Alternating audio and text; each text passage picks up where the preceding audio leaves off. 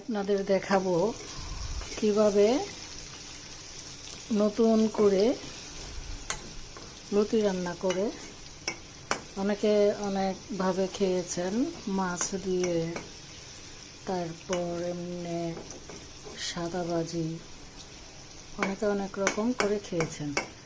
এখন আমি দেখাবো মাছ না থাকলে কিভাবে লতি রান্না করে।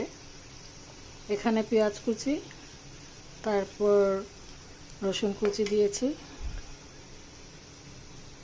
একটু আদা রসুন বাটা দিয়ে দিলাম হলুদ গুঁড়া, মরিচ গুঁড়া, দইমা গুঁড়া। এখন একটু পানি দিয়ে, একটু পরিমাণ পানি দিয়ে দিলাম।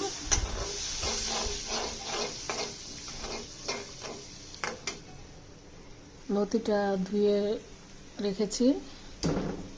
তারপর এই যে আম দেখছেন, এই আমটা দিয়ে রান্না করব। তারপর এখানে আছে সরষে বাটা, দিয়ে দিলাম।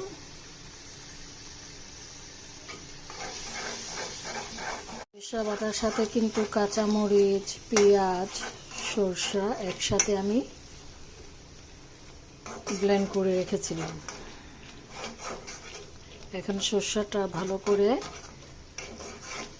কষিয়ে তারপর লতিগুলা দিয়ে দিব। কষানো হয়ে গিয়েছে, এখন আমি লতিগুলা দিয়ে দিব।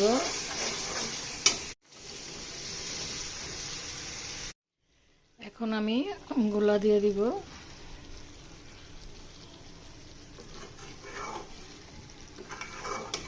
এত লোভনীয় হয়েছে বলার বাইরে।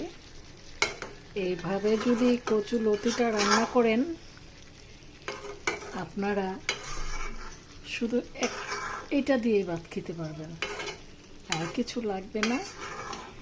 এত সুন্দর লোভনীয় একটা লতি তরকারি কাঁচা আম দিয়ে।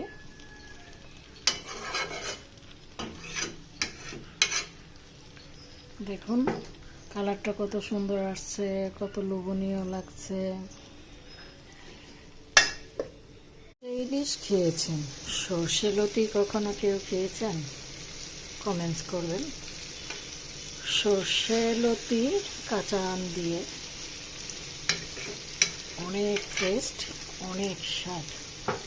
আপনারা রান্না করে খেয়ে দেখবেন। সবাই ভালো থাকবেন। আল্লাহ হাফেজ।